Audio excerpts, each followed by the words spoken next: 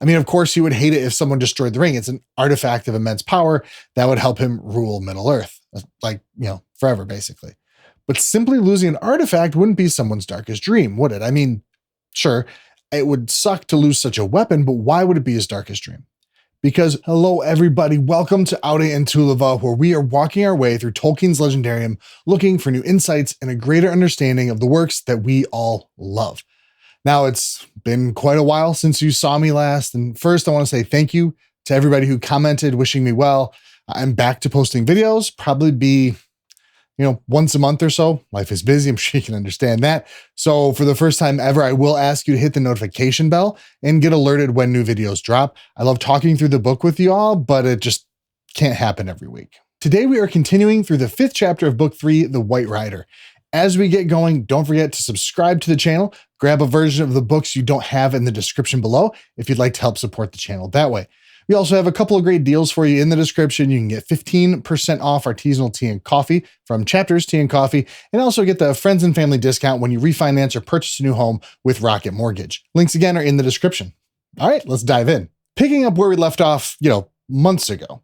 The 3 hunters had a nasty surprise when the old man wandering the forest started to come up the hill to where they are, and they see the flash of white under the gray rags, proving the stranger was Sauron coming to speak with them. "Well met, I say again," said the old man, coming towards them.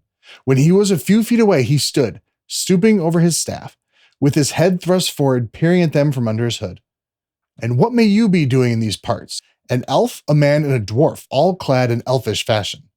"No doubt there is a tale worth hearing behind it all. Such things are not often seen here." "You speak as one that knows Fangorn well," said Aragorn. "Is that so?" "Not well," said the old man. "That would be the study of many lives. But I come here now and again."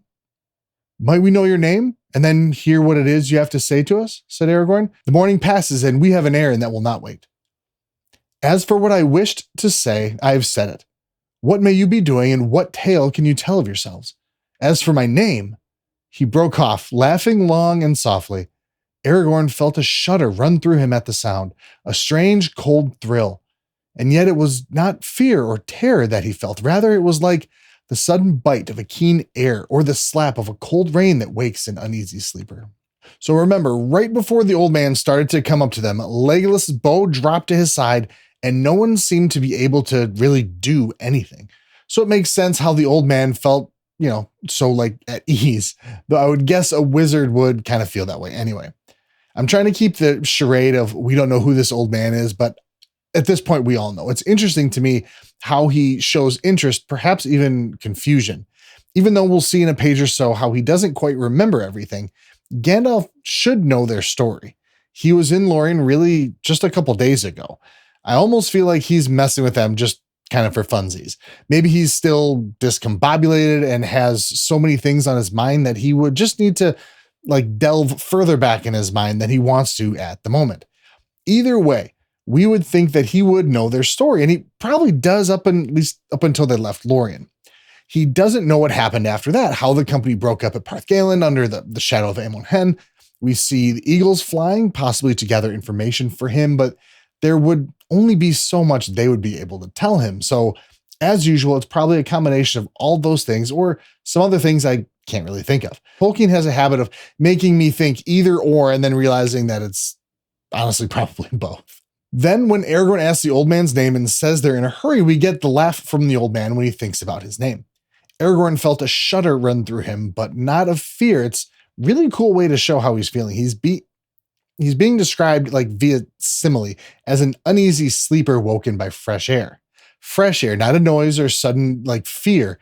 Fresh air. I imagine it's like the air that I get at my aunt and uncle's farm in New York in the winter. It's clean, it's fresh. It doesn't wake you up. It invigorates you, makes you feel like you have all the energy in the world. And it's a great foreshadow to what we'll be learning in just a little bit. Now, while the old man doesn't seem quite willing to give up his name, he has other things to tell the hunters. "My name," said the old man again. "Have you not guessed it already? You have heard it before, I think." "Yes, you have heard it before. But come now, what of your tale?" The 3 companions stood silent and made no answer. "There are some who would begin to doubt whether your errand is fit to tell," said the old man. "Happily, I know something of it. You are tracking the footsteps of two young hobbits, I believe. Yes, hobbits. Don't stare as if you had never heard the strange name before. You have, and so have I. Well, they climbed up here the day before yesterday, and they met someone that they did not expect. Does that comfort you? And now you would like to know where they were taken. Well, maybe I can give you some news about that. But why are we standing? Your errand, you see, is no longer as urgent as you thought. Let us sit down and be more at ease. This just cracks me up. Like, he still refuses to tell them his name, but tells them like they've heard it before. So that doesn't help them be more calm, since they've definitely heard of Sauron before. And when they don't answer, he tells them their own story. This is like when he repeated something in the last video that Gimli said only to Legolas, though, I'm sure Aragorn heard it too. And though he tries to calm them down by telling them the errand isn't as urgent as they thought and encouraging them to sit down, they still get a bit of a start. The old man turned away and went towards a heap of fallen stones and rock at the foot of the cliff behind. Immediately, as if a spell had been removed, the others relaxed and stirred. Gimli's hand went at once to his axe haft. Aragorn drew his sword. Legolas picked up his bow. The old man took no notice, but stooped and sat himself on a low, flat stone. Then his gray cloak drew apart, and they saw, beyond doubt, that he was clothed beneath all in white. "Sauron!" cried Gimli, springing towards him with an axe in hand. "Speak! Tell us where you have hidden our friends. What have you done with them? Speak, or I will make a dint in your hat that even a wizard will find it hard to deal with." The old man was too quick for him. He sprang to his feet and leaped to the top of a large rock. There he stood, grown suddenly tall, towering above them. His hood and his gray rags were flung away. His white garments shone. He lifted up his staff, and Gimli's axe leaped from his grasp and fell ringing to the ground. The sword of Aragorn, stiff in his motionless hand, blazed with a sudden fire. Legolas gave a great shout and shot an arrow high into the air. It vanished in a flash of flame. "Mithrandir!" he cried. "Mithrandir!" "Well met, I say to you again, Legolas," said the old man. They all gazed at him. His hair was white as snow in the sunshine, and gleaming white was his robe. The eyes under his deep brows were bright, piercing as the rays of the sun. Power was in his hand. Between wonder, joy, and fear, they stood and found no words to say. So as the old man turns away, the hunters move. Again, Tolkien uses as if a spell had been removed. So it's interesting how Tolkien essentially gives the story an out. It wasn't necessarily a spell from the old man. Maybe they were just astonished. Maybe they were taken by surprise at first and didn't want to seem overly hostile right to the stranger's face. Treating strangers with respect was a big thing in the days of the Kalevala and everything. Maybe the old man had them in a spell. Maybe someone willed them not to move, and it wasn't a spell at all. It's basically Schrodinger's cat all over again. Now, I don't like comparing them with the movie too much, but the next part is so much cooler here, but probably a lot harder to show on film. As Gimli threatens the old man, he hops up on the rock and just towers above them. He speaks no words, and his only motion is to fling away his gray rags, and his white garments shine. Gimli's axe simply falls to the ground. Aragorn's sword blazes with fire, and Legolas pulls his shot up into the sky. On instinct, at that moment, he knows, but his fingers are already loosely on the string, so he just shifts his other arm up. Even then, the arrow still flashes into flame, and Legolas tells us all who the old man is. Mithrandir. He's changed. His hair and beard are no longer gray, and he commands majesty and respect even they didn't have for him before. Aragorn finally finds the words to say, and Gimli simply bows down, shading his eyes. Gandalf is back. He stepped down from the rock, and picking up his gray cloak, wrapped it about him. It seemed as if the sun had been shining, but now was hid in cloud again. "Yes, you may still call me Gandalf," he said, and the voice was the voice of their old friend and guide. "Get up, my good Gimli. No blame to you and no harm done to me. Indeed, my friends, none of you have any weapon that could hurt me. Be merry. We meet again at the turn of the tide. The great storm is coming, but the tide has turned." He laid his hand on Gimli's head, and the dwarf looked up and laughed suddenly. "Gandalf," he said, "but you are all in white." "Yes, I am white now," said Gandalf. "Indeed, I am Saruman, one might almost say, Saruman as he should have been. But come now, tell me of yourselves. I have passed through fire and deep water since we parted. I have forgotten much I thought I knew, and learned again much that I had forgotten. I can see many things far off, but many things that are close at hand I cannot see. Tell me of yourselves. Gandalf is now Gandalf the White rather than the Gray, and no weapon the hunters have can hurt him now. This is a pretty intense thing to say. How could weapons not hurt him? Hammond and Skull point us to Treason of Isengard and History of Middle-earth in what they think is a note almost certainly predating the writing on this chapter. Gandalf to reappear again. How did he escape? This might never be fully explained. He passed through fire and became the White Wizard. He has thus acquired something of the awe and terrible power of the ring wraiths. Only on the good side. Evil things fly from him if he is revealed, when he shines. But he does not, as a rule, reveal himself. He should have a trial of strength with Sauron. Tolkien obviously expanded on this note he left for himself. Remembering forward during the siege of Minas Tirith, Gandalf unveils himself and Nazgul immediately leave. But as we've talked about in other videos, he does not reveal himself fully, as a rule, basically from Eru. And we can see how he discovered the tale of how Gandalf escaped along the way, which we'll talk fully about in the next video.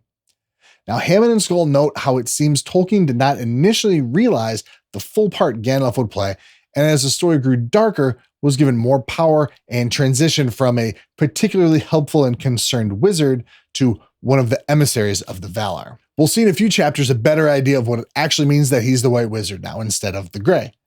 Now, Aragorn starts to tell Gandalf about their travels, but pivots to asking more about Gandalf. Does he know about the two hobbits? Gandalf only knows what the eagle told him. The eagle, said Legolas. I have seen an eagle high and far off. The last time was 4 days ago above the Emyn Muil. Yes, said Gandalf, that was Gwaihir, the Wind Lord, who rescued me from Orthanc. I sent him before me to watch the river and gather tidings. His sight is keen, but he cannot see all that passes under hill and tree. Some things he has seen and others I have seen myself. The ring now has passed beyond my help, or the help of any of the company that set out from Rivendell. Very nearly it was revealed to the enemy, but it escaped. I had some part in that, for I sat in a high place, and I strove with the dark tower, and the shadow passed. Then I was weary, very weary, and I walked long in dark thought. Then you know about Frodo, said Gimli. How do things go with him? I cannot say. He was saved from a great peril, but many lie before him still. He resolved to go alone to Mordor, and he set out. That is all that I can say. Not alone, said Legolas. We think that Sam went with him. Did he? Said Gandalf, and there was a gleam in his eye and a smile on his face. Did he indeed? It is news to me, yet it does not surprise me. Good, very good. You lighten my heart. You must tell me more. Now sit by me and tell me the tale of your journey. Now there's a lot here, but let's kind of hit the high points. Legolas is excited that he saw the eagle 4 days ago. Gandalf was the voice that Frodo heard in his head when he was on top of Aemon Head, telling him to take the ring off and calling him a fool, which surprises nobody. This would be more of the kind of Osanwe, speaking from mind to mind. The next part is something important and subtle. Legolas tells Gandalf something he doesn't already know. Sam went with Frodo. We see by the gleam in his eye and his response, this is the best news Gandalf could have had. These couple lines from Gandalf could probably be turned into an entire book, which I'm not equipped for, but let's just take a second to think about it. On the surface, it's pretty simple. Why isn't he surprised? Because it's Sam. He knows Sam loves Frodo. Okay, cool. But it goes to show the character of Gandalf and his good decisions he's made in the last couple thousand years. A character like Sauron wouldn't understand this. He wouldn't understand love of anything but power. Sam simply sees someone he loves and trusts and wants to help. Sauron wouldn't be able to fathom it. He would need to know what his return on investment would be if you were going to help somebody with anything. But also, Gandalf made great decisions by befriending the hobbits long ago. He saw, perhaps subconsciously, unaware of anywhere that truly speaks of how he knew, of the stout heart and toughness of the hobbits. He saw through the comfort and love of victuals and knew they were more. Perhaps it was the teaching of Nienna, the Valar, who taught him pity, or I guess Vala, who taught him pity and patience.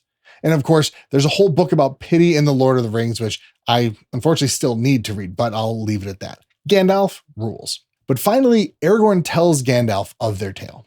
At last, when Aragorn spoke of the death of Boromir and of his last journey upon the great river, the old man sighed. You have not said all that you know or guess, Aragorn, my friend, he said quietly. Poor Boromir. I could not see what happened to him. It was a sore trial for such a man, a warrior and a lord of men. Galadriel told me that he was in peril, but he escaped in the end. I'm glad it was not in vain that the young hobbits came with us, if only for Boromir's sake. But that is not the only part they have to play. They were brought to Fangorn, and their coming was like the falling of small stones that starts an avalanche in the mountains.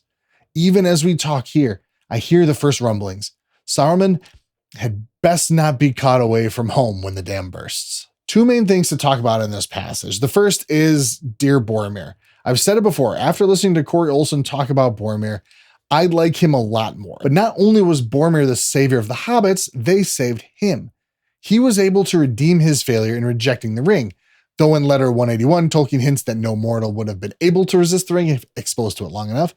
But anyway, his failure rejecting the ring by giving him his life, rather, in sacrifice to save Merry and Pippin. Secondly, Merry and Pippin are small stones that start an avalanche. I've talked about this before too, but the extra fun part here, which we can't really catch unless we check Appendix B for the Tale of Years, today in the story is March 1st. This is the second day of Entmoot, and Gandalf says he hears the first rumbling already. So I'll pose this question to you all. Does Gandalf actually have like super good hearing? Or is he feeling the tension in the wood and just interpreting it correctly? I mean, it's probably the latter of the two, but I do wonder if it's something even like past sensing the tension. Is there a separate like spiritual awareness? I don't really know. As usual, it's just kind of an interesting thought experiment. After calling the three hunters young, which is subtly hilarious, Gandalf gives us some exposition. This in brief is how I see things at the moment. If you wish to have a piece of my mind as plain as possible. The enemy, of course, has long known that the ring is abroad and that it is borne by a hobbit. He knows now the number of our company that set out from Rivendell and the kind of each of us, but he does not yet perceive our purpose clearly. He supposes that we were all going to Minas Tirith, for that is what he would himself have done in our place. And according to his wisdom, it would have been a heavy stroke against his power. Indeed, he is in great fear, not knowing what mighty one may suddenly appear, wielding the ring and assailing him with war, seeking to cast him down and take his place. That we should wish to cast him down and have no one in this place is not a thought that occurs to his mind. That we should try to destroy the ring itself has not yet entered into his darkest dream, in which no doubt you will see our good fortune and our hope. For imagining war, he has let loose war, believing that he has no time to waste. For he that strikes the first blow, if he strikes it hard enough, may need to strike no more. So the forces that he has long been preparing, he is now setting in motion sooner than he intended. Wise fool. For if he had used all his power to guard Mordor, so that none could enter and bend all his guile to the hunting of the ring, then indeed hope would have faded. Neither ring nor bearer could have long eluded him. But now his eye gazes abroad rather than near at home, and mostly he looks towards Minas Tirith. Very soon now his strength will fall upon it like a storm. For already he knows that the messengers that he sent to waylay the company have failed again. They have not found the ring, neither have they brought away any hobbits as hostages. Had they done even so much as that, it would have been a heavy blow to us, and it might have been fatal. But let us not darken our hearts by imagining the trial of their gentle loyalty in the Dark Tower. For the enemy has failed so far, thanks to Sauron. Now, this is a bit of a long passage, but it gives us even more information, which is why I love exposition. What I want to focus on is the narrowness of Sauron's vision. Sauron knows a lot. He knows all about the company, though maybe not that the company split and not which of them carried the ring. But he fails utterly in every other facet of knowledge and wisdom. It's the other classic blunder, the first being never go in against a Sicilian when death is on the line. Sauron never looks past himself and what he wants and feels. He only thinks about how he would go about something and assumes everyone else thinks the same thing. While this has wider implication into our current world, I'll stick to the story at hand. Sauron would try to get the ring back by force before they could get their armies ready. So clearly that's what anyone else would do. He would take up the ring and wield it. Why would anyone do anything else? It's clear he's blind. They talk about that in the Council of Elrond, a small party without a great elf like Glorfindel to sneak past Sauron. One phrase does stick out to me among everything else. That we should try to destroy the ring itself has not yet entered into his darkest dream. Okay, so why does this stick out to me? I mean, of course, he would hate it if someone destroyed the ring. It's an artifact of immense power that would help him rule Middle-earth. like, forever, basically. But simply losing an artifact wouldn't be someone's darkest dream, would it? I mean, sure, it would suck to lose such a weapon, but why would it be his darkest dream? Because part of him is in it. We can kind of go the Horcrux route here, as it kind of explains it a little bit better, at least expanded on more. Sauron has part of his power, part of himself in that ring. A really large part. Gandalf, while talking to the captains in Minas Tirith after the Battle of Pelennor Fields, says if the ring is destroyed, his fall will be so low that none can foresee his arising ever again. He won't be able to pull himself back together. He did that after Numenor fell, but he won't be able to do it again. So it's not just like a loss of a good weapon, it's the loss of himself, of his power. And if there's anything we know about bad guys like this, power is everything. Now, they talk of the treachery of Saruman, this time referring to treachery against Sauron and not their cause. We learn that Saruman is not as powerful as he seems to think, but Sauron is still worried about him if he obtains the ring. And in all the musings, Gandalf does mention Treebeard. Now you speak to yourself again, said Aragorn with a smile.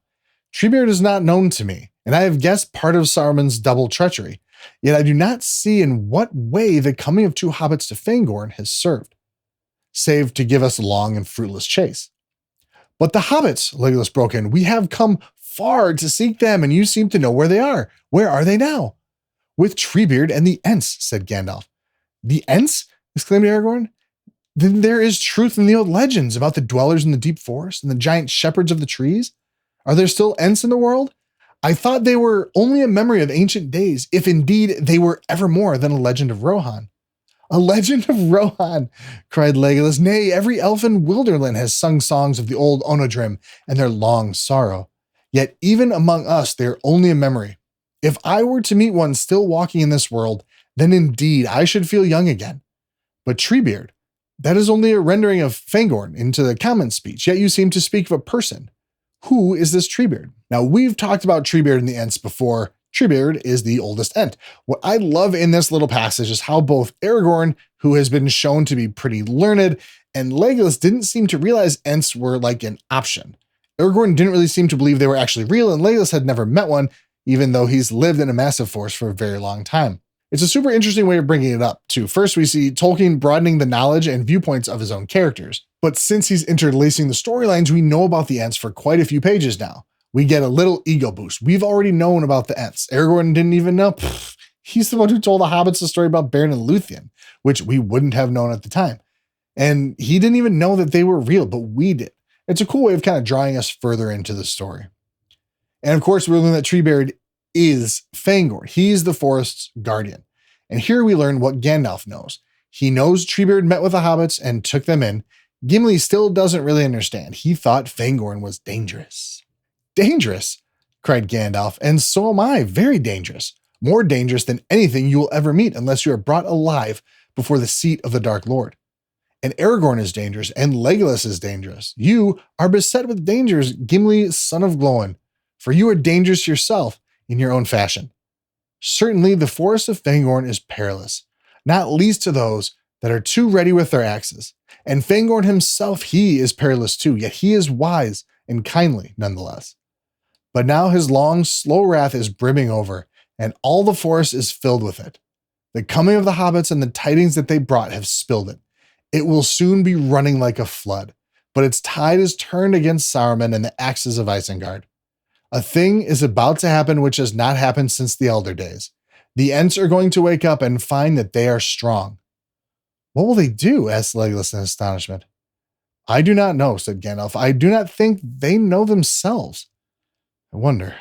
He fell silent, his head bowed in thought. Again, we get talk about the hobbits starting something bigger than themselves, though this time is about a flood and not an avalanche.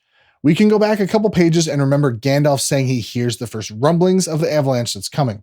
He knows the Ents' anger is starting to boil over. Both Legolas and Gandalf don't know what they will do. I would guess Gandalf has an idea about the power of the Ents, but doesn't know how the Ents as a group are going to react, or even how they can react. Isengard is a pretty large fort, and it can't be that many Ents. Like Treebeard said to the hobbits, they may be marching to their death, but of course, that is a story for another video. We will be back with the final video of Chapter 5, The White Rider, in a few weeks. As I mentioned at the beginning of the video, thank you all so much for the kind words during this break I had to take. As I can't stick to a specific upload schedule, please hit the notification bell so you know when the next videos drop.